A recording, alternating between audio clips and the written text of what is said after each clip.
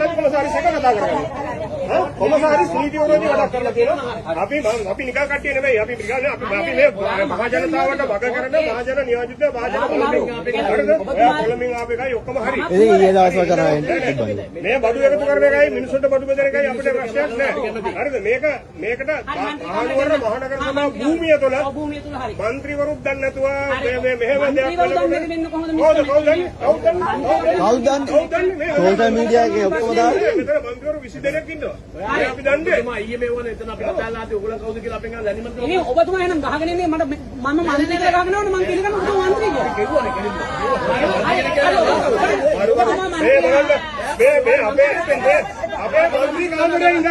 අපේ മന്ത്രി කාමරේ ඉඳගෙන පිටත්තර පුද්ගලයෙක් අපිට අභියෝග කරනවා.